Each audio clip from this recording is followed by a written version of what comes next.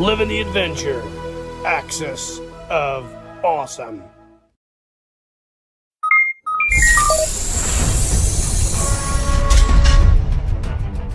Incoming transmission.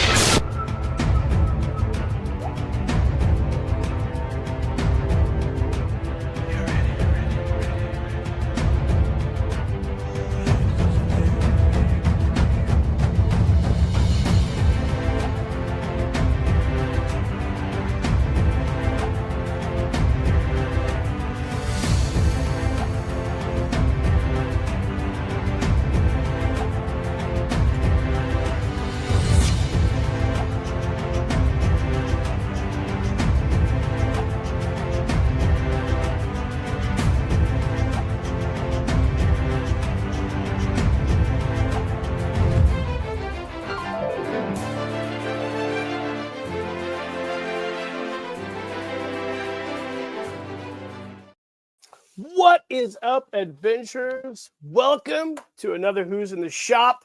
It's going to be a banger tonight. We got our guest. We'll bring him on here in a second. But before we get started, a few housekeeping things.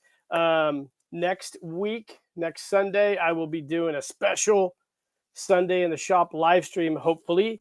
I'm getting new internet, so we'll see how that goes. But I'll be showcasing a bunch of new clothing for photo stories and other projects, as well as some other stuff. So stay tuned for that. I've been releasing a few special photos of that stuff.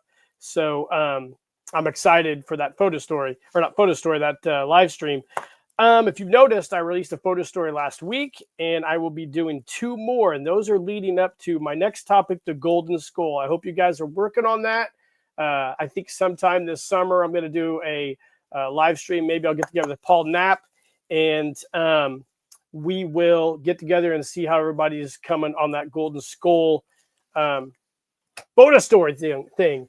But tonight we got a absolute awesome guest. I think you guys all know him very well. You probably own a lot of his products, and he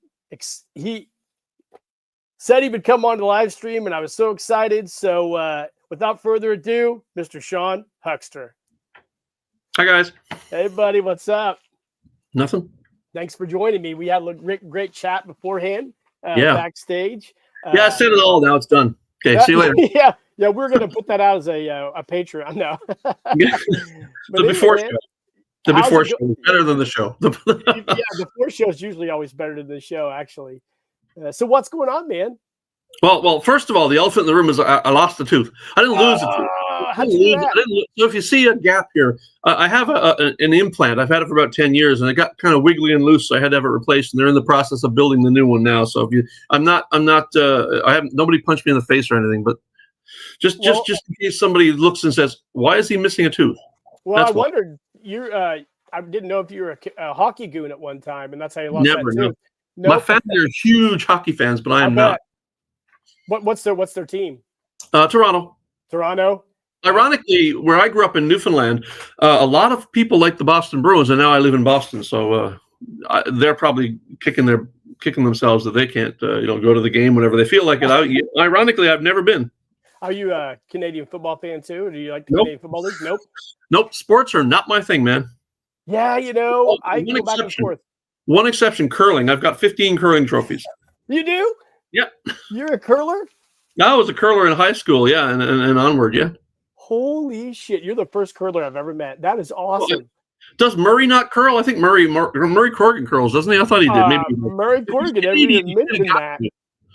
Is that in your? It must be in your blood. I can't wait to tell my wife, because that is the one Olympic sport she will sit down and just absolutely get completely engulfed in is curling. Oh, it's a great game. It's a great sport. Love it. Are those really stones? Are those? Oh, yeah, they're 44 pounds each, I think, and they're quarried in a single place in Scotland, and there's no other place that can do it. We used to joke, and it's not a joke. It's the only sport where you can smoke while playing. Literally, when I was playing curling, one of the rules was, and I saw this broken during an Olympics. I was pretty upset about it. Is if you accidentally touch the stone, it's called you burn the stone, and you've got to confess right there. Like if your broom hits it or your foot hits it, you got to take it out of play. Even if it's on the way for a great shot, you got to say, "Oh, sorry, I burned it," and you get rid of that out of the play. And literally, if your cigarette ash, this is a rule: if your cigarette ash touches the stone, it's burned. You got to take it out of play. No, is that? I wonder if that's where that's not where the term "burn" came from, is it? No, I don't think so. At least I hope not. But it's hilarious if it was. Literally, if your cigarette ash drops onto the stone while you're playing, you gotta report it and burn the stone. Oh my God, this is awesome! See, we're a few minutes in. I was watching an Olympic match once, and I saw the guy kick the stone, and they kept playing. I said, "What? That's immoral. That's unethical." Unbelievable. So, how many curling trophies? 15, you said? 15, I think. Now, we mostly back in the day, they didn't come in trophy form. They were patches you put on your sweater, and they just go down like so.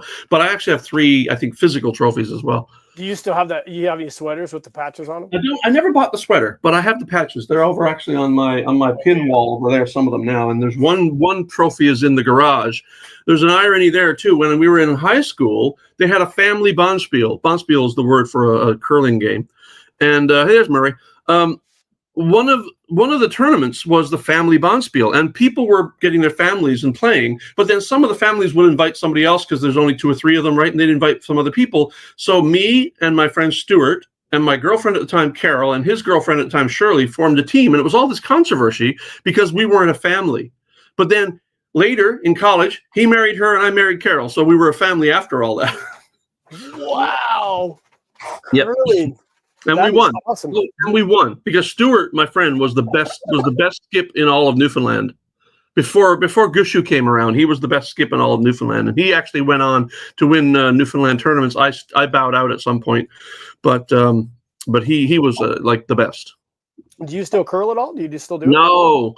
Well, see, I moved here and they didn't do curling, but now there is like literally 3 miles from my house. There is a curling rink, and I've not gone over there, and I really should because I really should. Just for the exercise alone and the camaraderie, I should do it. But it's like literally 5 miles away or less. I don't know why. Get you a pack of cigarettes and head over there and start talking shit.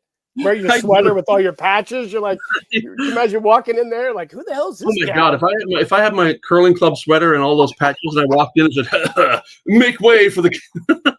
That would be hilarious. That would be like, you remember Kingpin, the movie Yep. with they should do that for curling. I swear, it probably would be an amazing movie.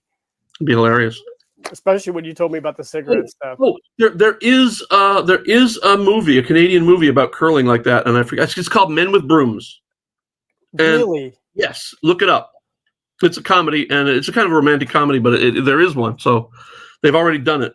My favorite Canadian movie, probably, and I don't know if you'd even consider this Canadian movie, Strange Brew. Bob McKenzie. Canadian. That's Kids in the Hall, man. One of my favorite movies of all time. It's just Kids in the Hall. Kids in the Hall. Never mind. I was thinking Brain Candy. You're thinking about Bob and Doug McKenzie. Yes. SCTV. Yep. Yeah. Sorry, I had a brain fart there. Yep. I had the album, the Bob and Doug McKenzie album when it came out. I had a poster in my apartment in college of Bob and Doug McKenzie forever. Geddy Lee sang backup on their Takeoff song. Geddy Lee from Rush, Rush's lead singer. Yeah, for sure. Everybody, if anybody out there doesn't know who Geddy Lee is, they're living under a rock. Reevaluate your life. yeah. One of the greatest prog bands of all time. One of the greatest bass players of all time. I imagine, probably. Well, maybe him and Sting and a few others, but he's good. I got to throw Lemmy Kilmister in there too. I'm a big Lemmy Kilmister fan. I'm a huge Motorhead fan, so I'm a giant metalhead. I think a lot of people know that, hopefully, that follow me on stuff. I never was, but I do appreciate music of all kinds. But I was never like a metalhead myself. I'm much more into the 80s, like the British Invasion and David Bowie, of course. Oh God, Bowie. Bowie should be 905, but sadly he's gone. We just lost Sasquatch. I have actually been. I've been going out in the field a lot lately and getting a lot of window time, and I have reacquainted myself with the 80s and got a brand new appreciation for that. Because I was like, during the 80s, I was probably, I'm 50 now, so I was a kid in the 80s. Yeah, you were too young. I was too young to really appreciate the music, but I was exactly the right age. So, well, how old are you? 62. Wait, no, 61. What is this? 2025? 61. You look I good. never remember my age. Yeah. You look good. You're aging great. Keep it up. Well, if you saw me 3 years ago, you might differ. I'm going downhill fast, man. Fast. Although the gray hair I've had since I was 25. I started going gray at 25, so that's not new. At least you have hair, I guess, Well, I'm losing some of that too now, but that's, again, a gradual process. In my family, most of the men lose their hair at 30, so I did pretty well out of it. So, I got you on here tonight. I'm super excited. I know a lot of guys know you for your 3D printing stuff through Cotswold Collectibles. Mm-hmm. And that's kind of how it's not how I first knew you. I'm going to tell you how I first discovered you was in my G.I. Joe Collector Club newsletter. Actually, it wasn't even on the newsletter. I think I was in Denver, Colorado. I remember it was Denver, Colorado. I was on my buddy's computer checking my email, and I decided to get on the website, the old Collector Club website from the convention, and they had your photos up there of I think it was kind of like your Pygmy Rhino diorama you did. Do you remember? Yeah. Does that sound correct? You had a display there. You had a big tower. You had your helipack. Because I went to the convention that year down in was it Dallas? Was it? Yeah, I think it was Dallas. I went and I brought the Rhino set with me and the tower. The tower was I had two dioramas. One was the tower, and I had my helijet up at the top, and then down at the bottom I had my commander in a suit and a briefcase, and he was like going over plans, like they were doing the budget right for this thing. And and up top was the G.I. Joe Air Adventurer, I think, with the the helijet flying off the landing pad that I created. And the other one was the Pygmy Rhino. That one, a lot of thought went into that. I actually bought the Rhino from Safari Limited, and Greg bought some recently to redo that set. But I cut the horn off and then put magnets in, so that the idea being, right, that the Rhino is endangered partly because people poach them and just cut their horns off, and just it's a tragedy. And so what I thought was the adventure team, not having any of this, they said, we're going to do something about it. We're going to cut the horns off, and we're going to replace them with a prosthetic horn so that the Rhino doesn't get much difference. Then he put cameras around the horn to catch poachers with an alarm system and monitoring, right? So that the Rhino gets to live. And if anybody goes up to the Rhino, I even included the comic book, as you said, right? And I drew the comic book much in the same format as the original Adventure Team comics. And as soon as they tracked down this Rhino, sliced the horn off with a laser scalpel, attached it with resins, and powered it up, and it's solar charging, so it happens, it works forever. We see two poachers come, and they try to take out these rhinos, and then you hear this thing, Adventure Team, the police are on the way, and you're being photographed, and so they run like hell, and the rhinos are saved. So that was the second of two dioramas I did that year, and that's the one you're talking about. And the best thing, I didn't. That's what I saw. Because when I left the convention that day, after we got down the next morning, I packed up. There was a note on it, and the note was from a guy who was heavily into rhino protection, and he just wrote this great note about how this was so cool and all that, right? And so I still have that note in the set with me now. Better than any prize ribbon.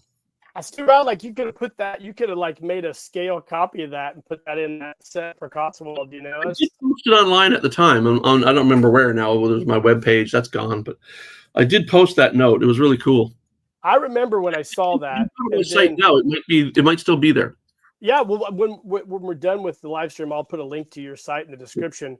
But when I saw those photos, I was just amazed at everything. I'm like, this is unbelievable. And then I don't know how many months later. That Collector Club newsletter would have a comic book. They had a really good Adventure Team story arc forever. They had your helipack in one of those stories. And I thought to myself, I was like, I wonder if they're going to produce that for an Adventure Team set. And then, they went under, and then we finally got it, obviously, through Cotswold. And you made some changes to it and whatnot to make it, you're able to mass produce it. But, the first prototype was so fragile. I actually had 3D printed harness that kind of came down and snapped into place. It was really cool, but it was so easy to break that harness that I had to completely rethink it. So it was a good idea that I did, because the first one was a bit bulky. The new one that I came out with was sleeker, smaller, and then I used entirely cloth straps, and it's a lot harder to break. You can still break it if you drop it from a height, but it's much more sturdy, and I felt comfortable selling it. When I showed it to Greg, yeah, he was quite excited about it back, and that's the day I showed him at that convention. So that it's like from then to now, we've been working together ever since. Have you always been an adventure team guy? Was that kind of like your thing? Yeah. So when I was a kid, obviously I had Marks. I had the Wild West Marks figures. I had Big Jim, but I loved my GI Joes, and I had 4 of them over time. And I started with, I think, maybe the Air Adventurer with the hard hands, and then the Kung Fu Grip came out, and I had 3 of those. Now, meanwhile, my uncle, my cousin, who's just a month younger than me, moved to Africa for a few years, and when he came back, he had accumulated 7, but his were the older army style. So he had like the hard hand adventurer, and he said, "You can have all this." See, I outgrew it, and he gave it to me, and I had 11 GI Joes at that point. I had the Russian uniform, the Japanese uniform, the German uniforms, and all of this stuff that he had collected in Africa and brought it up and gave it to me, and I kept it for years. And then I was raised by my grandparents. My grandparents sort of said, "I think you're too old for that now. You should give this to your cousin," and I did. And about a year later, there was nothing left to it. Well, at least it got used, though. I mean, that's used it kind of like in a Toy Story Sid way, I think, is how it got used. Probably. There's so many of those. Going over there once, and I just saw a foot sticking out of the ground, and that was, oh well. Hey, when you and I were talking off camera, you said that you really got into the '90s stuff. Like prior to that, you just kind of got away from toys, you said? Well, mostly. I had collected, but in that time I was collecting some small Star Wars things, but I didn't have a place to put any toys. I was collecting Thunderbirds from the Jerry Anderson series, Dinkies and stuff like that, the larger format Dinkies from the series. And then when I moved to the US, it was 1996, I went to a mall and I saw the Galoob Action Fleet X-Wing.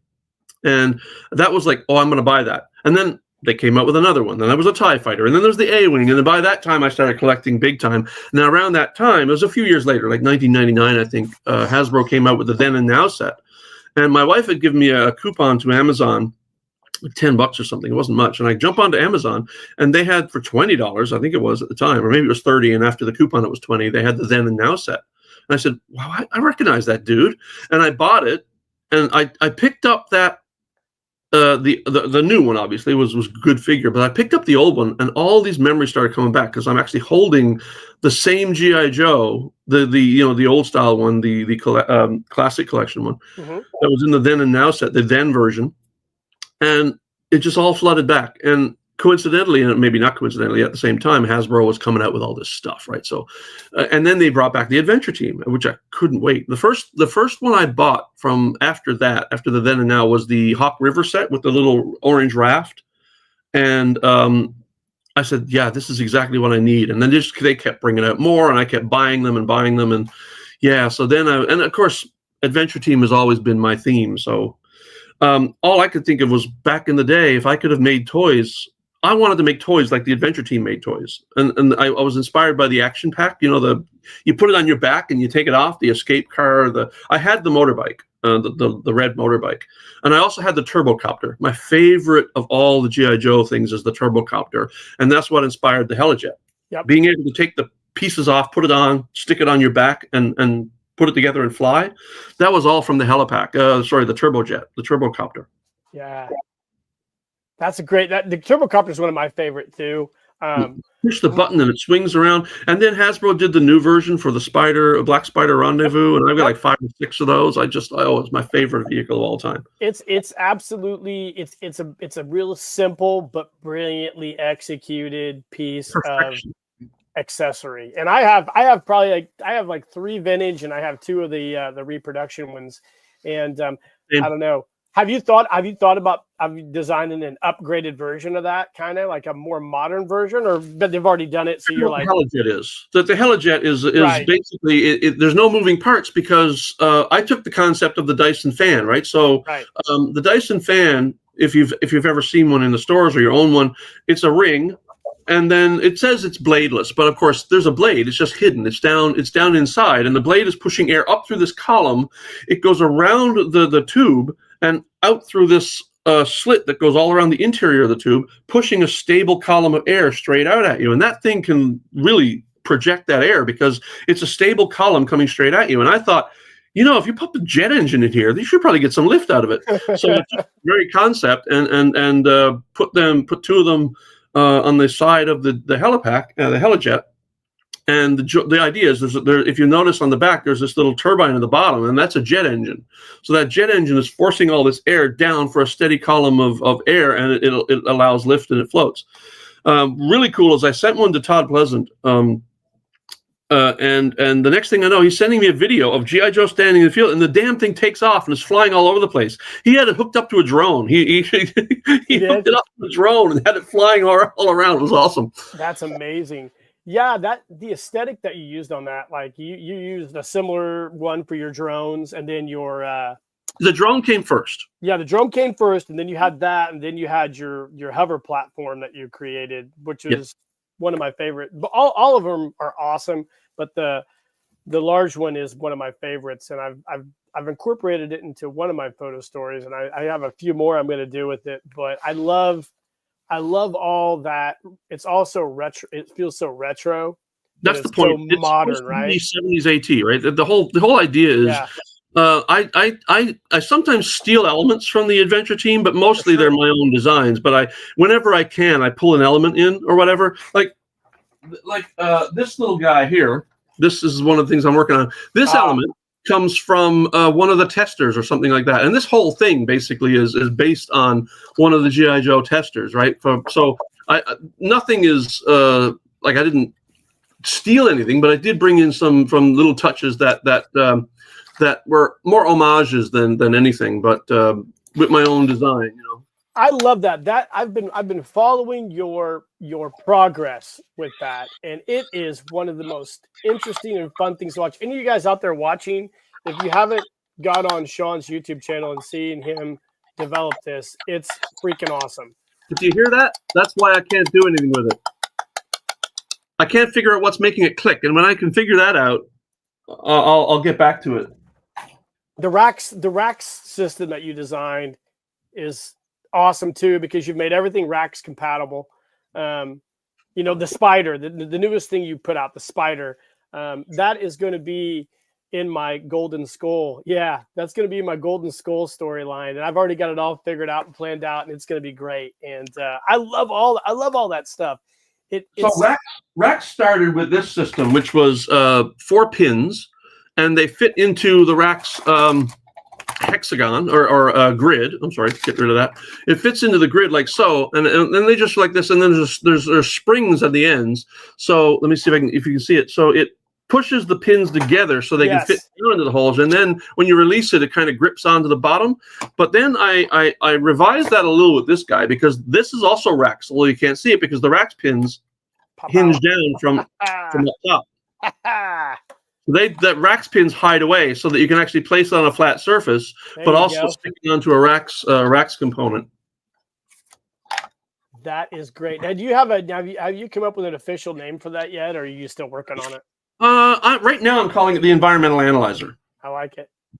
Which I think is also a bit of an homage to an adventure team set. Absolutely. And one of your other things that you developed was your sample. Oh yeah, that is a centrifuge kind of. Is that what? It's a centrifuge, yeah. So it's a medical centrifuge. So that's amazing. I went through so many iterations of this because the motor kept burning out. And so I tried a 9-volt battery. I tried AAAs. I tried AAs. Eventually, although it's not on this one, I use a USB-C cable, so you can plug a USB cord in. But if you push this button, that's just unbelievable. That's just unbelievable. That's just freaking unbelievable. And so what it is when this winds back down now, you'll see that there are little glass vials in here, and I put real liquids in them. But also these come out, and these also come out.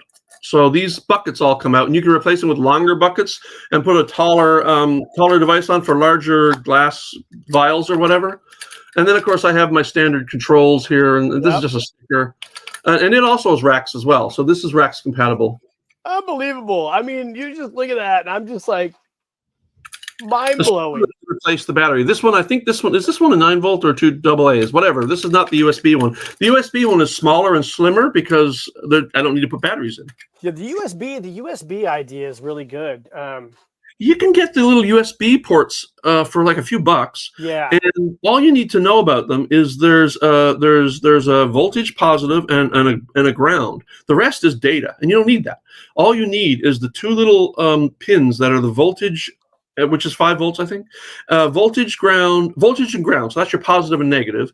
And then once you plug your USB-C in, that's your battery right there. That's your power. And of course, you can then hook the USB power up to a little battery pack, right? The little battery charger that you can carry around. Yeah, I've looked at. I know Michael Boinski's redoing like a G.I. Joe MSV, and I'm getting ready to do one myself. And I thought about scrapping it all down and putting a lithium-ion battery with a USB port in it to charge everything. That's another thing I'd like to try is like get chargeable battery and then charge it with the USB. Yeah, but you still need a bulky, well, not bulky necessarily, but a battery inside, and that's fine. I don't mind that. I can adapt. Like I made one for a 9-volt, which is pretty thick, so it's fine. But I've never actually tried a battery that charges with the USB. This is actually powered by the USB. I'll tell you what I just bought, Sean, off of Amazon probably about a month and a half ago. I saw Andy and Indy was making a talking G.I. Joe, and I watched his video on that, and I got an idea. So I bought some of those talking torsos, Action Man talking torsos off Third Son Books. I got one, stripped it out, and I bought a talking mechanism with USB off of Amazon that you could program it. Mm-hmm. So I brought it in. I took everything apart, and I'm working on a retrofit, and I just half-ass mounted it on the inside. I drilled a hole in the side, 3D printed a button so you could hit it, the little button, and then make the voices, and it talks absolutely perfect. I'm working on you record your own samples in there, do you? I did, yeah. I just USB, not really yet. I think it's got it's not got a lightning connection. It's got the older style Android style. I can't remember what they're called, but USB-A probably. Yeah. Yes. I hooked up to my USB-C, but it's slow. Hook up to my computer, and I got an AI voice program, and I recorded all new voices for it, and it's cool. And I like use some what do you call it, body mount tape for like body mount stuff, like your auto part stuff, to mount it to the speaker in the and it talks perfect. Yeah, it's great, and you can just charge it. You take them apart, charge it up, and the great thing is if you had a 3D printer, you could build a housing that fits perfectly. That's what I'm trying to work on right now. I got my 3D printer, and I'm trying to kind of figure out what the dimensions are going to be to kind of get something in there, because I'm such a novice when it comes to 3D printing, but I'm starting to figure out more. Yeah, it's super fun. It's addictive, and I can see like somebody like you who is a Jedi master at that. The stuff you do is just mind blowing. And I don't know if I told you, but every time you come out with something new, and I get it off Cotswold, and even the stuff you sent me, I automatically like, shit, I got to create a photo story for this, because there's so much stuff. And your Mission to the Isle of Doom set, I'm working on a photo story for that. I'm trying to figure out how I'm going to shoot the underwater scenes with it. So I got to figure it out, right? So, but I got a Mission to the Isle of Doom set coming with those awesome accessories you have in that. The Jerry Anderson show, like Thunderbirds and Stingray, where a lot of it took place underwater. Here's what they did. They just filmed it. Well, first of all, there's a couple tricks, and one is if you're shooting stills, this doesn't matter. But for water, they sped up the camera because water doesn't scale, right? So they blow a fan over the water and then sped up the film so it looks like it was slow waves. That's one thing to do for the surface. But what they do on the bottom when they got a submarine is they take a fish tank and put in front of the camera, so you got all these fish swimming through the scene. Yes, but there's no water there. Yeah, I've looked at doing that, and I don't know. I think Robert from Max Sog might have done it underwater. I could be wrong, where he had like a film, some type of film, and he shot through the film like a blue film. Perfectly well. Yeah, that's perfectly well. But yeah, there's so many options. But every time, like I said, when I got your spider a few months back, I'm like, shit, I got the perfect storyline for this spider. It's so great. It's so great. Yeah. We've been wanting to do a ground penetrating radar for a long time, and every time I look at one, it's got the sticks, and I said, this looks like a lawnmower. So I said, we're not doing that. We're not doing that. So instead, I call it the spider because there's a heat sink on the top that looks like a spider. I designed that on purpose. I know it does. It does. And it's also got the two. This is the story. Okay, it's just plastic, but here's the story. This is your input and output receiver and emitter for the remote control, and that, of course, is the hourglass of a Black Widow spider. And then my wheels have my logo on it. But the reason it's called a spider is because this is a heat sink and it's shaped like a spider.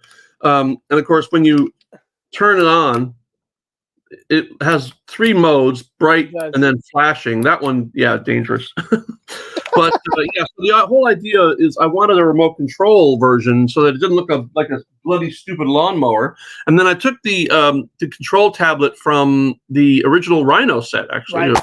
Yep. And oops, repurposed it. Hang on, let me get my window back here.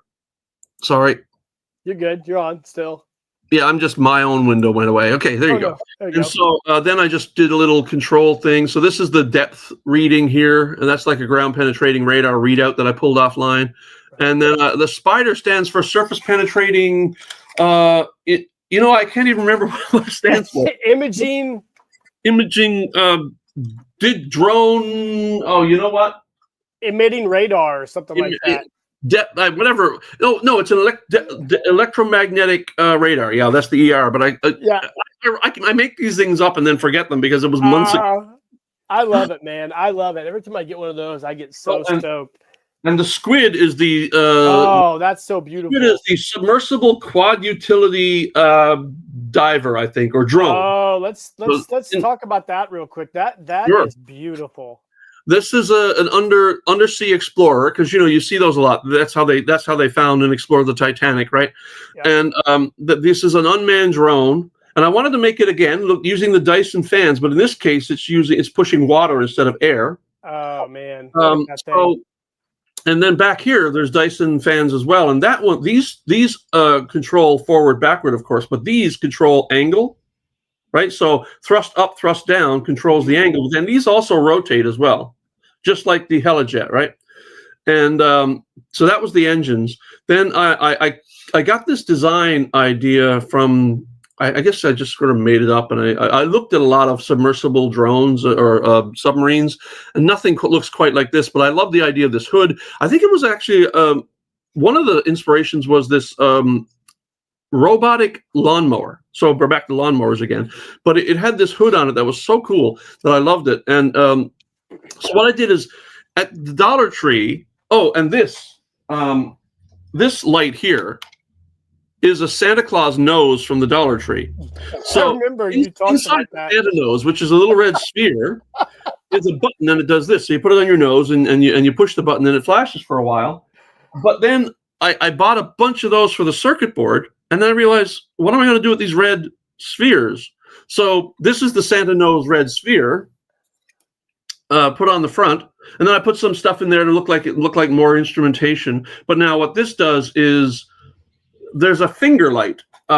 You've seen finger lights before, right? These things. Yeah, for sure. Yep. And inside this is a finger light. And I made this so that the tail is the switch. You pull the tail, push the tail forward, and it lights up the finger light. And then that lights up the face, which it kind of blows out on the camera here. But the other cool thing that I did here is inside here, I use clear printing filament, so like actual filament that you would make something out of in printing, but it's clear. And I made fiber optic connections that came down here. So these two things are lit by fiber optic from the same light that's lighting this. That's amazing. Absolutely. And then it looks a bit bulky right now because this is what it looks like for real. And then these are extra instruments. So this one is a claw for grabbing. Obviously, when you're under the ocean, you need to grab stuff. And what you do is you just push this forward, and the claw opens up, and you pull it back, and it closes. And this is a little a welding torch or a heat torch for cutting metal and stuff for rescue missions or whatever, or exploration. And then this is just another light.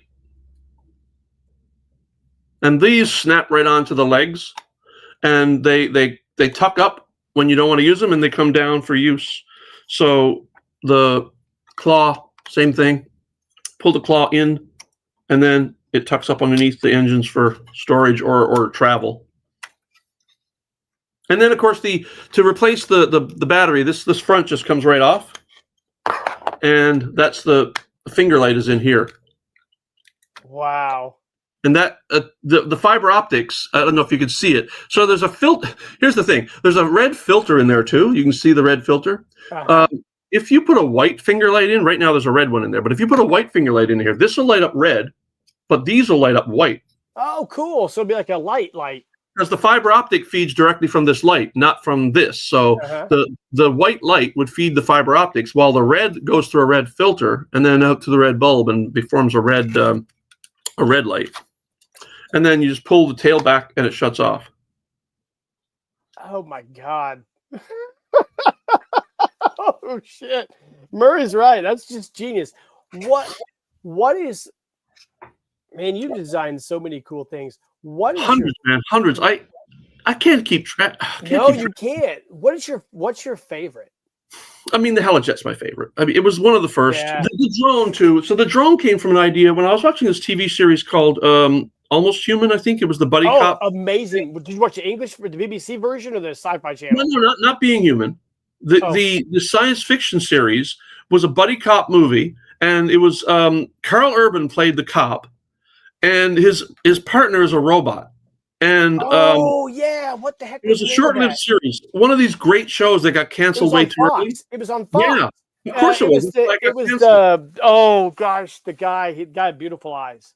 Yes, that guy. It was like the best show. And one of the drones was this circular like ring type thing, and it was a police drone, right? And I got the inspiration from that. And then I wanted to make it so that the legs fold down but form part of the struts, and then so like the drones I like those too. The drones are great. And everything else after it. I have several of drones. I use the drones in a lot of stuff. I used to use them in a lot of stuff. Yeah. Wow. So obviously everybody, Almost Human. Oh, yeah, Almost Human. Oh, I got to talk about one more thing. Okay. Before we go on to some other topic or other. This is the one I spent a fair amount of time working on this last year.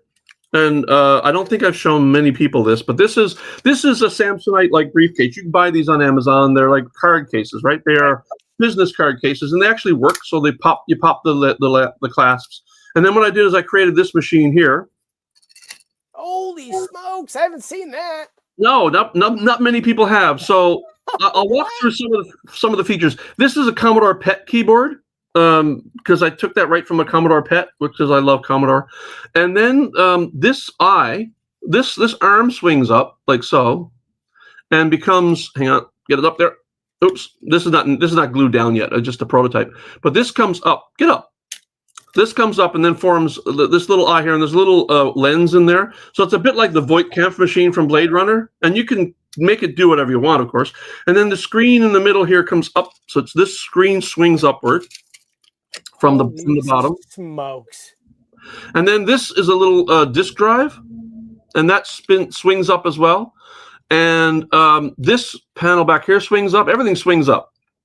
Now, then I printed all these things here with my Cricut. I printed them and then cut them with my Cricut. And so there's a bunch of documentation and stuff that these little envelopes that come with it. Like in here, there's like a. There's one of my blueprints. Yeah, your blueprints are great. But I hope they're in here. What's really cool is I wanted to show this because I don't know if they're in here. That's kind of the whole point of what I wanted to show. Is they have these. Now, unfortunately, I don't think they're in here. Where did I put those? So I printed these plastic circuit boards using my Cricut to etch patterns on them, so they look like circuit boards, and then cut them. So they fit into this drive as well. They're like little translucent plastic circuit cards, and they fit right into that drive. Unfortunately, for some reason, I must have left it out of this. I don't know where the heck they are, but so that folds down. And this is just a whole thing that you can call it what you want, make it do what you want. Yes, Mats, I did own a Commodore 64, and I still do. I own a couple of them, and a Commodore 128 as well. Yeah. Oh, one of the things One of the things I hope I get to talk about is Commodore 64 related. So we'll talk about that in a bit. Oh my gosh! So that's probably like a sort of like a secret agent. Yes, the whole point of that is that's like a very much of a secret agent kind of thing, right? And that's again adventure team themed. I got that idea from the gun, the secret agent gun, where you open it up and the computer comes out, and you put it together, and much like and that came from Man from Uncle. It's like everybody. Murray wants to know, is the squid going to be available on its own or just the set from COTS right now? I do not know. I don't sell things myself usually. Yep. But when Greg and I work together on a set, he wants to make sets, which are great because they're like the adventure team sets.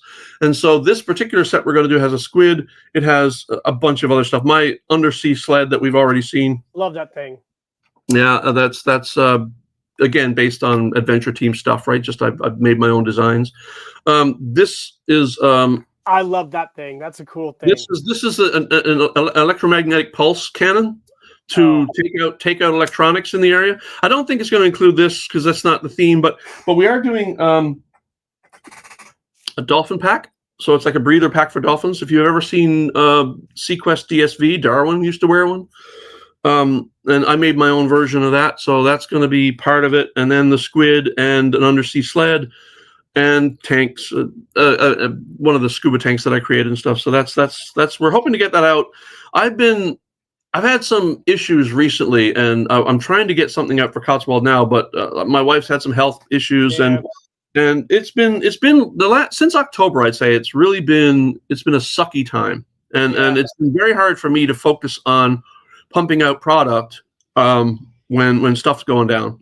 Yeah, I get it. I'm going through a similar type thing too with my wife. So yeah, right. it kind of just it is what it is. But I love it all, man. I think it's so exciting to see because I follow your YouTube channel and I'm always looking at stuff that you're doing. And I work out every time when I get off work. I work out at like 5 o'clock and I put your videos on my screen down there and watch you chisel out your stuff. But I think everybody out there definitely familiar with all of your G.I. Joe stuff. But I think one of the things that you're doing that I don't know if everybody knows about is your love and commitment and design of micro play sets like Mighty Max and Polly Pocket. And that's one of the reasons I wanted to get you on here is so you could talk about all those sets because you have been going over all these different reviews. And then not only that, you've been making your own. So tell everybody about that stuff. Well, I raised a daughter. So she loved Polly Pocket and she had a few of them. And she had the 3-inch dolls, but also the compacts, right? You open up, little world inside. And they always fascinated me. Of course, from Polly Pocket came Mighty Max. From Mighty Max came the Star Wars heads. From the Star Wars heads came Batman heads and Teenage Mutant Ninja Turtle clamshells that open up. Anything that's got a magical little world inside is just something I've always been fascinated with. So in 1983, a guy in England called Chris Wigg made this for his daughter. He took a makeup compact, emptied it out and made a little dollhouse for a little trip they were going on to keep her entertained. Now, I understand that because I used to have to entertain my kid on trips. And luckily for us, she was an avid reader. So we were just literally on our way. Our emergency stops weren't to the bathroom. It was to the bookstore. So she could have something to read, but also toys and stuff like that. So Polly Pocket, if you're not familiar, everybody's familiar with Polly Pocket. These are the compacts. Absolutely. There's a world inside, and this is a little burger shop, right? And there are little tiny figures. And so Chris Wigg created this, went to Bluebird Toys, which was in Surrey, England, I believe, and they loved it. They ran with it, and Polly Pocket ran for decades. Yeah. It was so popular, but back in the day, of course, this was the 80s. You had to have these were for girls, which my philosophy is toys are toys. I don't care who you are. Play with them. They're great. But back in the day, you really did have your girls' toys. And then Bluebird Toys said, we need a boys' line. And so they came out with Mighty Max. One of the iconic Mighty Max sets is the Pit of Venom. the Palace of Poison. Sorry, Venom is the British version, and these things open up like Polly Pocket, but these were themed with adventure and horror, right? So one of them was the Frankenstein's lab, basically. This one is an Egyptian dungeon crawl with snakes everywhere. There's a sarcophagus here that opens, and there's an actual mummy inside. And then Mighty Max is this little tiny figure, smaller than Polly Pocket. In fact, he's only like 2 centimeters tall, and he comes out and does its own thing. So with Polly Pocket, one of the sets, I'll go over several of the projects I'm working on now because there's like 6 in the works. This one is a flower compact. When you open it up, it's a ballet studio or a ballet theater. Wow. So it's up here, and there's a little thing here. Now, what I noticed when I first opened this up, it's pink and lavender, and I'm wearing lavender, so I like these colors. But when I first saw this, I said, wait a second, there's a mirror in the middle. There are these boxes, and there's like a piano down here that could be made into a pipe organ. And I'm thinking, what did I see? I didn't see a ballet set. I saw Phantom of the Opera. Oh, dude. So I painted one.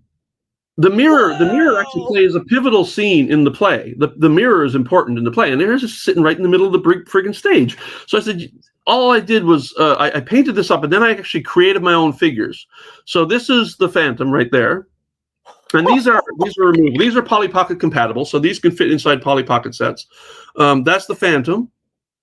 These are printed on my resin printer for detail. And then there's the Red Phantom. There's this whole red mask part of the play in which he plays this skull mask wearing full robe, red head with a feather on the cap.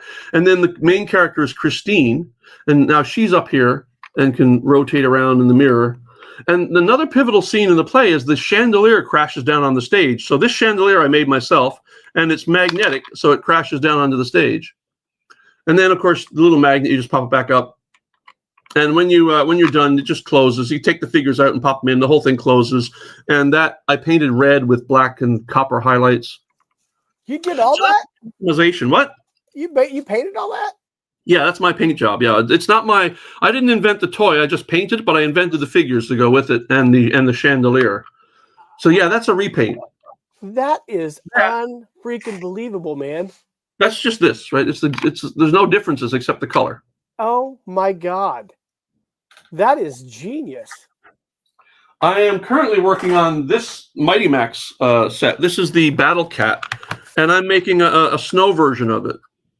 Oh, I think I've seen that. This is gonna be a repaint. When you open this up, it's now like blue inside, and this is just overpainted. I got a lot of detail work to do yet.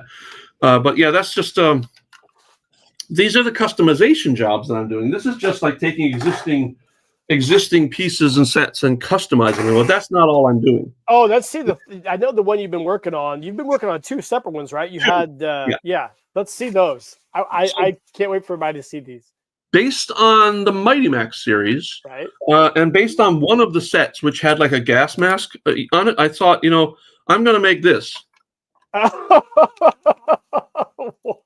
That is a gas mask villain, and I call this set and I had to make my own character, so I came up with a little character called Sydney Swift.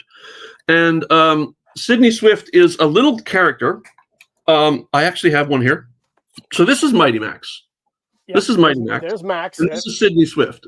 Yep. Sydney Swift is the same size as Mighty Max and is compatible, but I made Sydney Swift into a Victorian kind of urchin type character. So they're wearing a flat. And also I chose the name Sydney on purpose because you can decide if this is a boy or a girl. It's up to you entirely. Yeah. I'm not deciding. I love it. And so red hair, a flat cap, and then a vest, and a very Victorian style outfit. This is great. To take on, the set is called Sydney Swift Shuts Down the Steam Power Punk. Oh my gosh. And so the Steam Power Punk is a gas mask villain. And I'm designing him right now, actually. I don't have the villain fully designed yet. But the first thing I did is all Mighty Max sets had some part of the interior form part of the exterior. So like in a lot of them, the eyes form from the inside, or some element on the inside that protrude outward and look like eyes. And in 1 or 2 cases, there's other things. All of them do that. One of them had a gas mask that protruded out, and I said, that makes sense. But what could it be? And so when I pull this down and open up the goggles and lift it up, you've got this entire steampunk kind of factory inside. These gas masks is a vehicle. Oh my gosh! The gas mask is a hover vehicle, so it's a hovercraft. And Sid fits in a little foothold right here. So Sid fits in here and can drive the vehicle. And these are big jet engines or steampunk. It's all steampunk themed, right? So, but then when you put these together, these claws come out. Holy shit! And of course these are supposed to be menacing, right? This is the steampunk's vehicle, but Max of course steals it and does something cool with it probably. So the steampunk, which again I haven't created him yet, but I've got him half designed. He's in this factory. Now one thing you don't see yet is I took a piece of plastic clear filament and twisted it across here because this is a Van de Graaff machine, and that will be the spark. And I used to have it here. You can rotate the spark and everything there is cool. This is a Van de Graaff machine. Down here is a little drone, a little centipede drone that the steampunk villain is creating. Oh my One God. of the reasons he's doing this is because he wants brains to power his I call it the Velocipede, which is a play on Velociraptor, and the Velocipede was the Victorian term for bicycle, right? So it's a Velocipede, and these are gears in the middle. So it's entirely a steampunk centipede. And so he's building that in here. And you'll notice there's skulls under here too. Unfortunately, I don't have very many of them in there yet. But one of the things, Greg, that you might appreciate is when I'm done, one of these skulls is going to be gold. Oh boy. That's going to be my gold skull. Then there's this stairway here that flips down when the set closes. But what's really cool, and this is the set. This is the part that I'm particularly happy with, and you didn't see it because I opened it up too quickly. When you open the set, you'll notice that the chin and the dock lock around the engines, but when you lift the head, hang on, the dock slides out. And that's because there's a gear back here that's pushing a ramp, a walkway that goes all the way through and down into the vehicle dock. So you can see it here. Oh, wow, dude. This gear at the back of the head is powering this ramp to pull the vehicle forward to lock it in place when you close the set down. Oh, my God. And this whole thing here, this little ring area is the lock, the dock. The vehicle pushes forward into that and locks into place here. You can't do it because I'd have to close the head and then you don't see it. And there's a whole bunch of other features in here, like these little valve wheels turn. But then there's one here. There's a valve wheel on the floor that opens up to a. Hang on a second. Might need a little implement for that. It opens up. I need to make that tab a little bigger. It opens up a hatchway, and then down the hatch there's a little. Hang on. How can I show you this? There it is. A self-destruct mechanism in very much a steampunk kind of thing. There's a little bit of a little board there. Yeah. Wow. There's yet more. There's a Faraday cage here. This is a Faraday cage that opens up, and the Faraday cage is to protect, or it can be used as a trap or a prison, but it also is to protect people from the sparks of the Van de Graaff machine. Because when you're inside a Faraday cage, you're protected from electricity. Electricity strikes the cage and goes around the outside and protects anything that's inside. And then you got this gear nose here that spins this dial right here above. And then there's barrels everywhere with toxic waste. Toxic waste is seeping down through the grid there, and then you see it landing on the next deck down.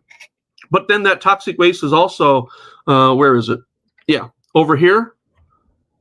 There's a pipe, and it's really there we go. There's a pipe, and there's toxic waste. There's a skull there. Oh my God! It's pouring down the pipe into this grid here as well. This grate on the factory floor.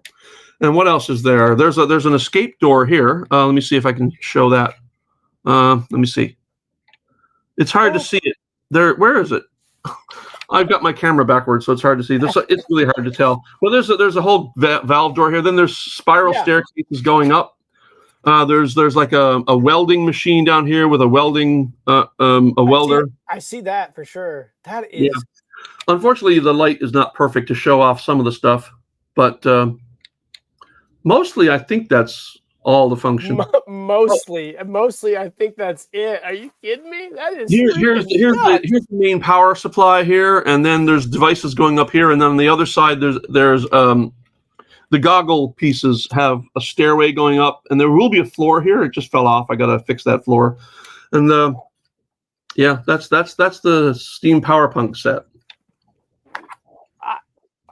I don't know what, I don't even know what to say right now. I've watched your development of that, and that is just absolutely mind blowing. So, how long did it take you to design that one? That's a good question. I started, must have been in the fall, like August or September, because I started sketching ideas. I don't know. That's not true, because I started collecting Mighty Max. It couldn't have been much earlier than September. And That's then when you started? Yeah, and now because of it, I got all 18 Doom Zones. I've got basically all the Mighty Max collection, except for 3 or 4 pieces that are so expensive I'm never buying them. Everything else I have, and I've collected that since November, and that's what inspired me to make these. Oh, and wow! So since then, probably. I assumed you've been collecting Mighty Max for years now. No, I had one years back that I bought at the yard sale, and I still have it. It's not out because it's somewhere in a bin, but I did buy that set. That's over there as well. I've been buying the variants. I've been buying the little ones, the big ones. I've been reviewing them all too since November. Yeah, you have been a lot. Yeah, put out well over 100 videos. 100%, you have. I've watched a lot of them. I'm like, holy shit! I didn't know it was that many. As I went through and counted them, I was thinking, holy crap! Is there really 100 of them here? And that was a couple weeks ago, and I've done many since.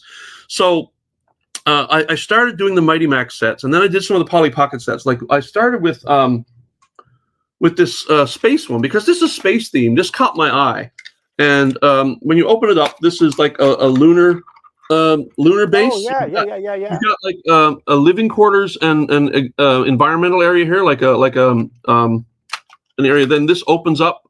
Then you've got there's a lunar rover here. There's a rocket you can actually get into and stuff. And this is a space set, so space is my jam. And so I really got into it. And then I found something, the coolest thing that they put out in years. Now, I don't know if you've been following, but Polly Pocket and Mattel have been putting out collaboration sets. I did not know that. Yeah, there's a Monster High, which I love. My daughter was a big Monster High fan and had a bunch of the dolls as well. So I got her one. I got her wife one. She's got the Monster High. I bought one for myself.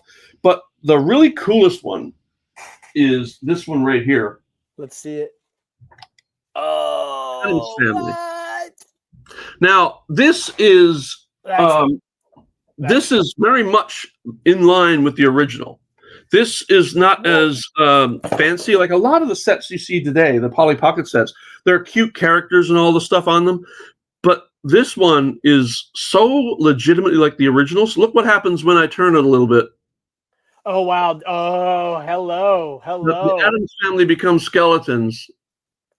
Isn't that just... I love when they do the what do they call that? Lenticular print, yeah, where you can either do 3D or you can do multiple images as you turn them. It's got all sorts of detail here, but when you open it up, it is a legitimate Polly Pocket set. It's got the gate. The gate opens up like most of the sets do. You've got characters. This is Wednesday, and because the popularity of the new Wednesday series, she has totally fueled this revival. Yep. And Pugsley's up here. I have Gomez inside the coffin. So Gomez is inside the coffin there. Morticia is behind the bookshelf here, which leads out to the greenhouse. So that's Morticia. And then it even has, and this little knight statue opens up as well. And the freakiest thing, though, is it's got the smallest toy you'll possibly imagine. Inside this this carnivorous plant, which I think is called Cleopatra, is Thing. What? That actually comes out? Yep, that is the smallest. I'm going to try to show it to you, but it is Thing, the hand. Jeez, oh Pete, dude. And this hand can fit on like Wednesday's shoulder or Pugsley's shoulder or something, right? And it's made that right away. Nicely, yeah. So there it is on Wednesday's shoulder. and it fits inside Cleopatra, or you can also put it inside the armor if you don't want to lose it. It's a really great place to store it so you don't lose it, because it's the smallest piece and you're never going to find a replacement for it. That is wild. So this got me thinking. Real hard. I want to do, and if you've seen my videos, I've been reviewing all the modern Polly Pocket sets, and I've done some of the stuff of the originals, but mostly in relation to the new stuff. But one thing I did is my most recent video is I noticed something interesting, is they make a round one, they make a square one, they make a pentagon, they make an octagon, but they never made a hexagon. And I'm thinking that's a pretty standard geometric shape. So I made a hexagon, and that's got the Sydney Swift logo as well, because this is going to be a Sydney Swift set. Now, this has the same profile as the Polly Pocket sets. Like, it's exactly the same height.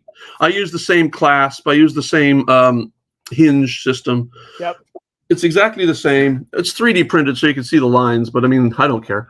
Yeah. But what do you think's in here? This came up earlier. Ooh.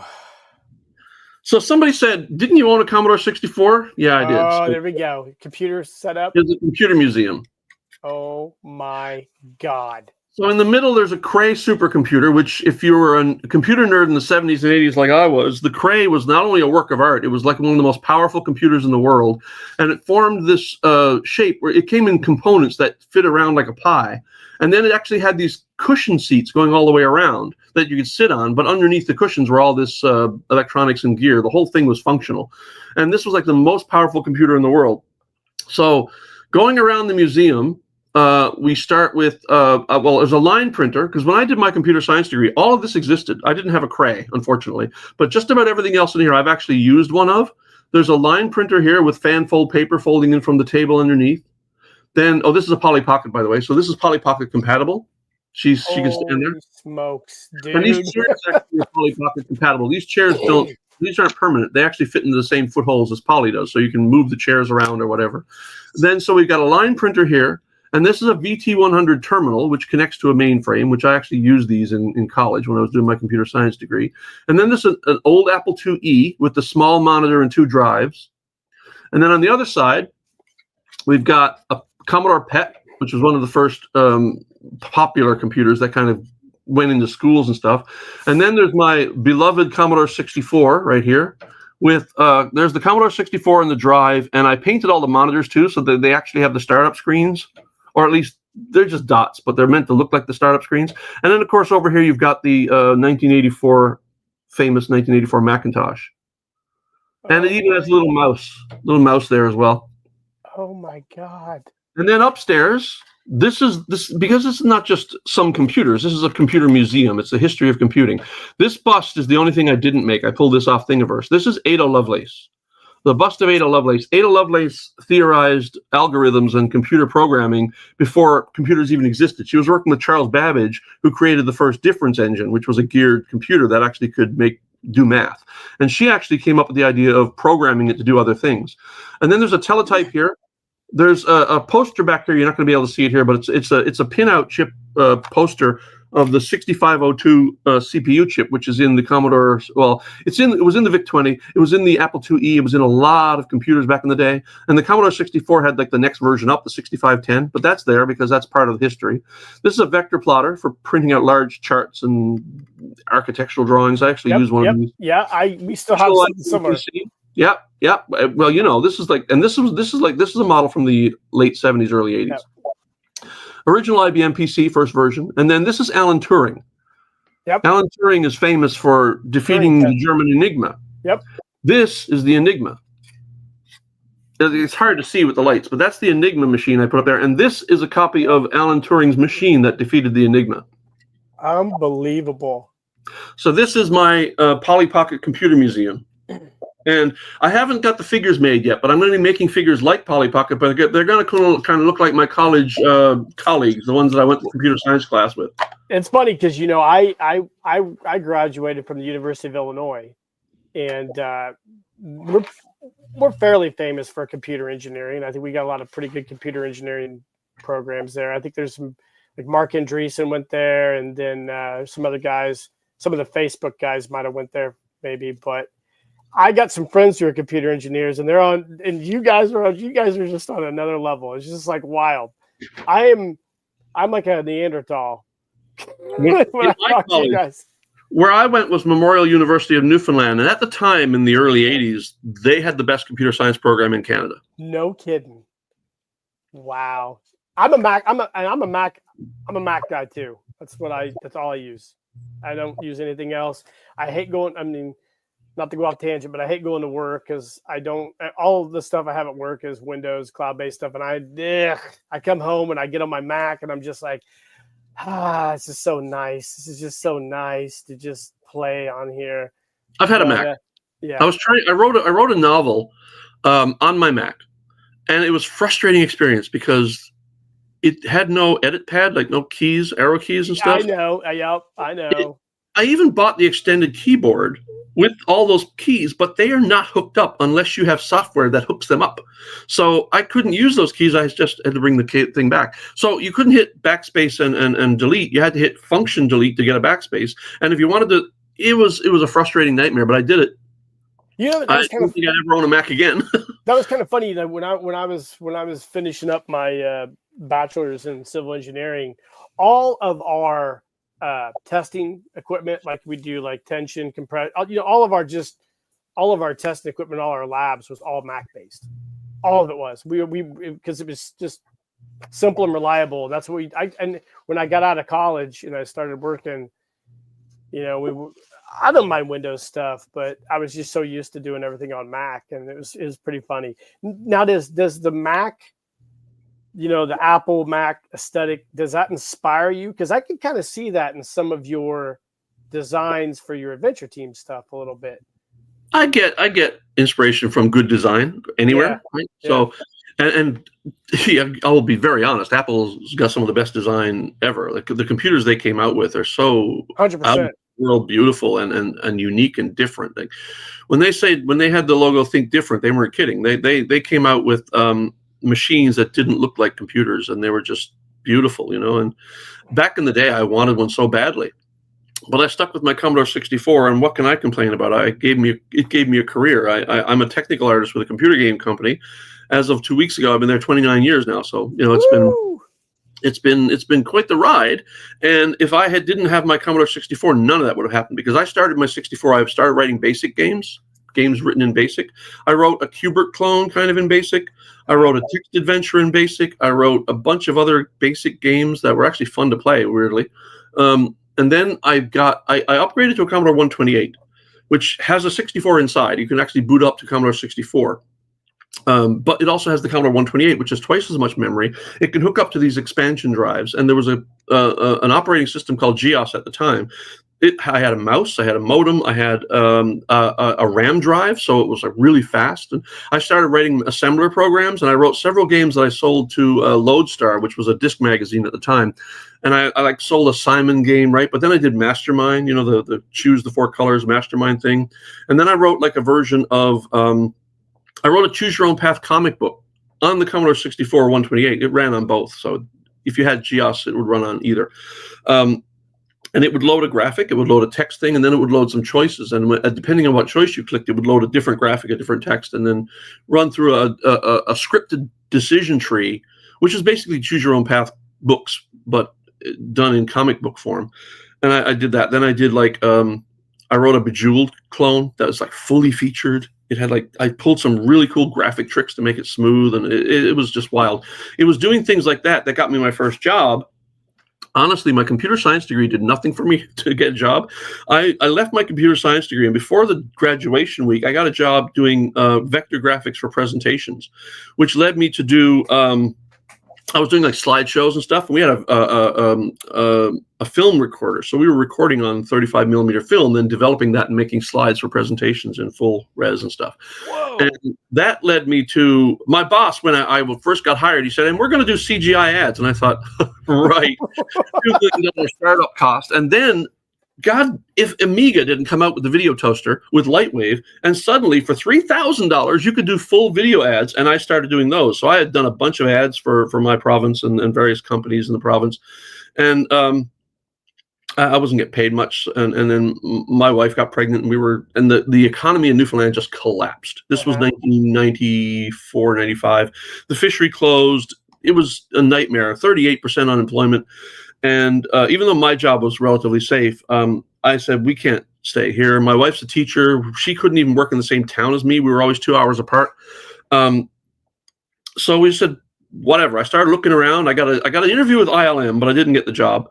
Holy smokes! Yeah, this was back in '95. I had done this really cool graphic of remember the worm, the water worm from the abyss. Yeah. I did that in Lightwave, and I showed it to them, and then they started asking me all these technical questions about shaders, and I didn't know anything about that because I had used this software that they had never heard of, but it was the software that was doing deep Sequest DSV. It was doing Earth 2. It was doing Babylon 5. That's what it really was famous for. Babylon 5 was all done in Lightwave, and that was the program I was using. Wow. But I couldn't talk to them about shaders because I didn't know anything about it, and they didn't know anything about Lightwave, so I didn't get that job. So that's okay. I kept looking around, and I answered an ad on the old news groups for Lightwave, and that led me to this job doing monsters for Lightwave. And the first game I came up with was Asheron's Call back in 1999. That game was a monthly, was an online MMO. It ran for 17 years before they shut it down finally. So if it was not for my Commodore 64, none of that would have happened. Wow. Now, did you play Dungeons and Dragons at all? A little bit. My daughter plays it obsessively. I played it a little bit in college. Because you said talking about choose your own adventure stuff, that was always like Dungeons and Dragons. I wondered if you would have wrote a program for your Dungeons and Dragons stuff. No, but here's the thing. Back in the day, we had the Infocom games, the text adventures, like Zork, right? Everyone knows Zork, but there were like dozens of these, and they were so beautiful and well done, and I started writing those. So I've written a few of those. I wrote one in BASIC, which was very basic, but like just a few years, it's a few now, it's like 10 years now. There are tools where you can write your own programs now, and I've written like 3 or 4 text adventures now, full text adventures, and full parser, full story, everything, and entered them in some competitions, and it was that's the sort of thing that led to the idea of doing the choose your own comic book adventure. That plus the comic, the choose your own path books. But if it wasn't for the interactive fiction, that would never have happened either. So I have a long history with computers. Do you still have your Commodore, your first one? I don't have the first one because I sold it to get the Commodore 128, but I do have that Commodore 128. And then I have another Commodore 128 a friend gave me, and then one that I bought because the circuit board was blown and I needed some parts. And then a friend gave me the Commodore 64C, which I then painted red. And so I do have original drives and everything works. I had it up and running a few years back. Right now, I wrote the Bejeweled one on a Vice emulator, which is an emulator, but it emulates the 64 perfectly. And I used to write it, but then test it on my real 64, my 128, and it worked fine. So. Oh my gosh, Sean! What do you? How many hours of sleep do you get? I try to get at least 2 a night. So, are you? I always like to ask my fellow comic book fans. Are you a comic book reader? Were you? As a kid, I was, right, and I still have I used to have all the Grooves, the wonderful Groo series. I had all of those. I still have my Captain Canuck comics from Canada. I still have all those. I was in the club. I was in the collectors, like the Captain Canuck club. So I have stuff and letters from them and things.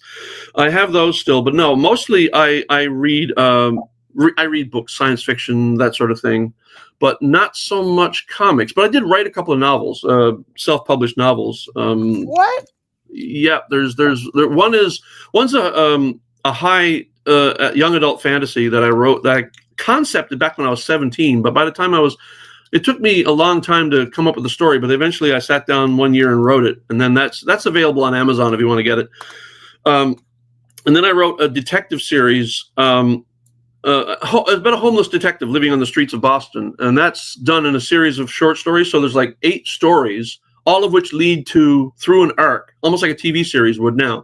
And then at the end culminates in what I think is probably a pretty satisfying conclusion to the story. So that's the one that I wrote on the Mac that frustrated me so much. Oh my gosh. Are you a DC or a Marvel guy? Well, I've worked on DC games. So okay, so you're a DC guy? Yeah, no.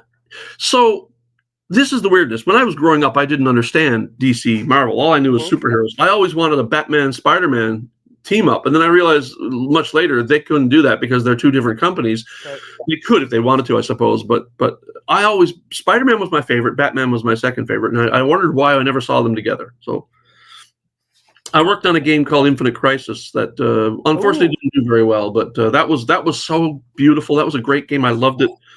I really love working on that one. That was a DC game. I think DC was the first comic book company to do the multiverse. I think I think they were. Well, I couldn't say for sure because I'm not a historian on comics, but the Infinite Crisis was all about the infinite versions of the split universes.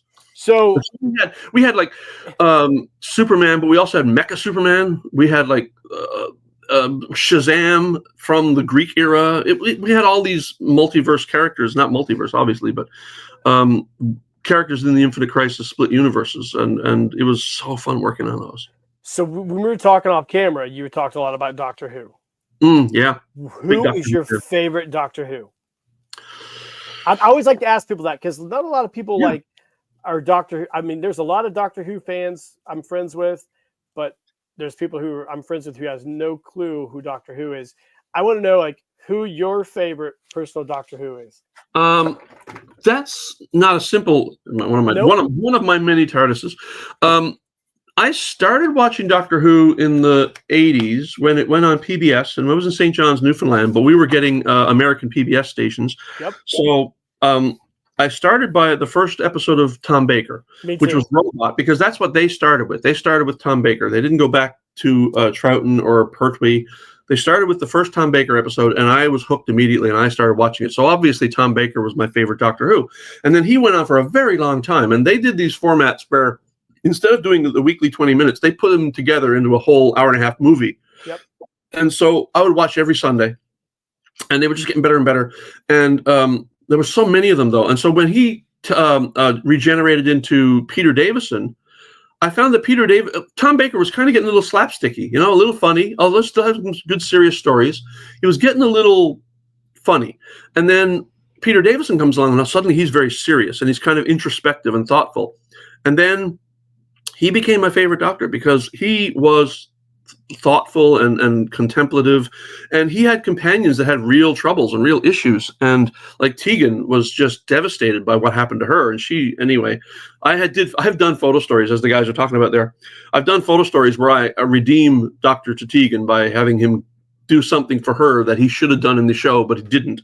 And then honestly, when they brought the series back, I liked them all. I like Colin Baker, even though he was an awful Doctor Who, because they wrote him some crap stories and were really messing with their budget and all sorts of. They were interfering with it, and they gave him the stupidest costume. But he became the epitomal evangelist for Doctor Who. And if you go to a convention now and you meet him, he's the best Doctor. A company called Big Finish is doing all these audio stories, and he has become one of the best Doctors. Even though his run on TV was not great, he has become great.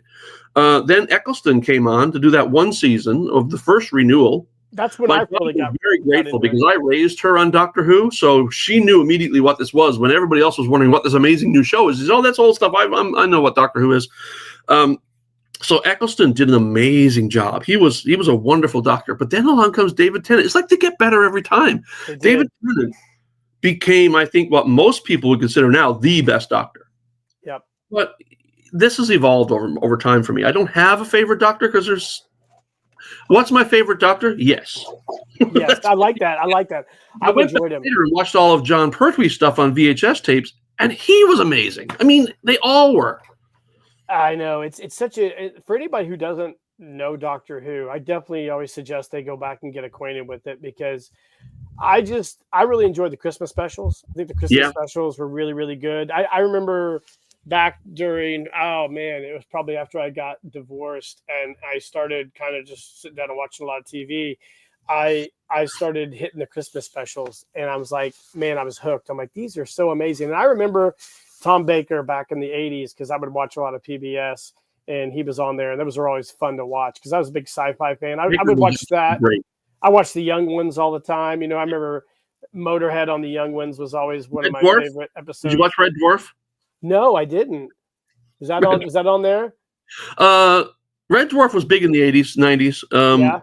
It's a very, very funny Bit dated now, but it's very, very funny science fiction comedy from Britain. If you'd never watched Red Dwarf, it's amazing. One of my videos, if you go back like maybe 10 videos, one of my videos talks about the Red Dwarf Starbug playset. Have a look at that one, because that one, I reveal this. This is like a playset that was made back in 2004, I think. And like they're worth $700 now.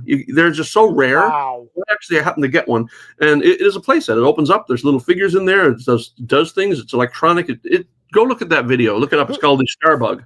Who made that? A place called Product Enterprise, which also did all the Doctor Who stuff at the time. So they were doing the new Doctor Who stuff and some old Doctor Who stuff. They make remote controlled Daleks. I got a couple of those. They also did the Jerry Anderson stuff. So they did Space 1999, Eagles. They were an amazing company, and then they just kind of disappeared, which is sad because they put out some of the best products I've ever seen. Have you seen the new? Is it? Gosh dang it! Giant Leap Toys and I can't remember their company. They're doing the Eagle 99 from. Yes. Have you seen that? So that's the Mattel 2.5, 3 foot long Eagle. I had that as a kid. My mother bought me that, and it was one of the best toys ever. These go for a lot of money right now. I lost mine way back, but I used to play with. I bashed that thing to pieces. I used to love that thing. Somebody decided they were going to remake it and update it to be more accurate. And it looks good. If you haven't checked it out, check it out. It looks really good. Yeah, I've been following them.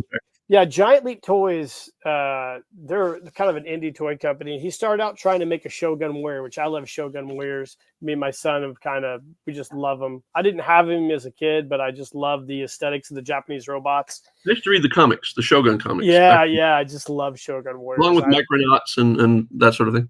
I just love all that. But Giant Leap Toys, their Shogun Warriors Kickstarter failed, but then they started with the Space 1999 Eagle, and it got crowdfunded, and it looks pretty cool. They're going to do they're going to show it maybe at JoeCon, the mock-up of it, but definitely check that out. But, well, a company called 1612 took over from Product Enterprise and created a lot more Eagles. They made more stuff, and they do some great stuff too. So the community for collecting Jerry Anderson stuff, especially Space 1999, has become really large. And the toy everybody wants is that Mattel Eagle, and they're willing to pay $600 for one easily if it's complete and in good condition, and if it had the box, more. And so that project has been gathering a lot of excitement in the Space 1999 community. Well, it's cool because I love to see people get their dreams. I love to see when people make cool stuff and people get into it, and the people who make that are able to make their dreams come true. I love it.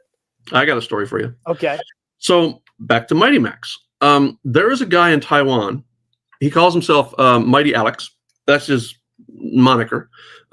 I could tell you his actual name, but I can't pronounce it. A few years ago, he decided he was going to remake Mighty Max. So the story I got was that he actually had the license for Taiwan for Mighty Max officially.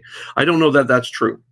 But what he did is Mighty Max created these little things called shrunken heads, and they're about the size of your thumb, not much bigger. They open up. There's a Mighty Max inside. Each one has a Mighty Max specific to that set. And inside the top of it was like all the other Mighty Max sets in that there's a whole environment inside, but they were very small. And the villain was actually kind of molded into the cap, so he never could come out. He was just kind of there, right in the cap.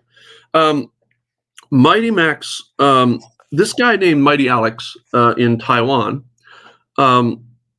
decided he was going to revive Mighty Max. And he made this. One of the things he did is this. This is about the same size as a shrunken head. This is Mighty Max, actually Mighty Max, hunched over with a knife, and he is sitting in the hat. Of course, Mighty Max, if you watch the cartoon, wears a red hat, and it's got an M on the front, and it's a sentient hat, and it takes him on adventures by opening portals through space, and that's how he goes on all of his adventures.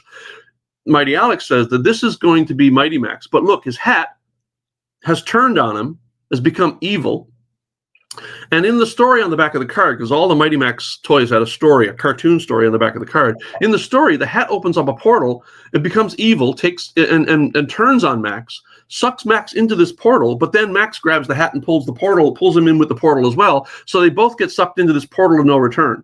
Now, he actually made these toys, and it was all out of a love of Mighty Max that he did this. And they're absolutely amazing. By the way, Big Bad Toy Store has these. Sometimes they're out of stock, but there are some on pre-order. So then what Mighty Alex did is he created a new character called Rover Robin, and Rover Robin is basically a new version of Mighty Max, slightly different. And now he goes on adventures looking for Mighty Max. So he goes through these portals trying to find the Mighty One. And the first set that they did was Rudolph the Red-Nosed Reindeer as a horror character with the slash all over him. And you open him up, and there's, you're inside, and there's Rudolph. So here, like the other one, the villain is modeled into the cap, into the top part. And so this is a guy that is doing what you just talked about. He's taking his love and doing something with it. And the most amazing story is that there was an unproduced Mighty Max set called, what was it called? Something Beastmaster, I think, or something like that. They did several of these large sets. Like one is Skullmaster, which I have, and there's a Skull Mountain. But this was Beastmaster, and it was never produced because the company went under before they got to it. He found the molds, got permission to make them, created a limited run, and then they destroyed the molds. Licensed to make only some copies of these molds. Or what it was is he had the original pre-production model, and they made molds of that, but he would only agree to it if the molds would be destroyed afterwards so that they couldn't mass produce them. So they made several hundred of them. If you go on eBay now, they go for about $4,500 each. Holy shoot. Yeah. Yeah, because they're in huge demand. But this is a guy that just decided, I'm going to redo Mighty Max. And then, because I don't think he really had the license, he came up with another character. And since then, he's done several other sets. This one is like a Chinese zombie type character. Oh, yeah. This is awesome. And inside is his new character, Uncle Yang. And this apparently is a Chinese folk hero. And then the villain is inside the class. But this time, the villain comes out. So the villain is actually this really creepy kind of character. And if you turn him around, he's got this bulbous eye, and that eye forms the eye of the zombie when you put him back in the cap, which is a very typical Mighty Max thing. Mighty Max sets always had something on the inside that became part of the outside. And the next one that they did is really one of the funnest, and that is, I'm going to close this up for a second and then show you. It's the Gingerbread Man. And this was kind of going along with the Christmas theme that they did with they also had a plan to do an evil elf and an evil Santa, but they never produced those. But they did Rudolph, and they did the Gingerbread Man. Now, this one opens up by popping the top part first. And so the icing part comes up, and then the face opens up this way. So it opens up in two directions. Wow. And then Rudolph is in here with a chainsaw filled with dough because he's been slicing through all the dough. And the villain of this set is this really hilariously cute evil gingerbread man. That is great. And he did this. Like he is doing this now. He just did a Kickstarter for 2 larger sets, and these can be pre-ordered at Big Bad Toy Store right now. Also, there are 4 new sets that they're doing that I've pre-ordered. And if you go look at those, they're just works of art. They're works of art. And they're not produced yet, but he's been showing this off for about a year, and he's been developing the designs. And he's proven he can do it. So he's got a Kickstarter now for some of it, and I pre-ordered these, and they should be out sometime this summer, I hope, maybe. But with any pre-order, you don't know. But that's a guy who took what he loved, invested his own money, several $100,000 apparently, and made the molds, got everything done, did the prototypes, and he's a one-man show basically, and he did all that, and there's the result. I love that. Did McDonald's do any Mighty Max stuff? No, yes, they did. McDonald's did 2 Mighty Max sets. Give me a second. They're over here. I wondered about that. I was going to ask you about that. You found him, obviously. So McDonald's did at least 2 Polly Pockets. They did 2 Polly Pocket sets, but then they also did some Polly Pocket toys that were not related to the sets.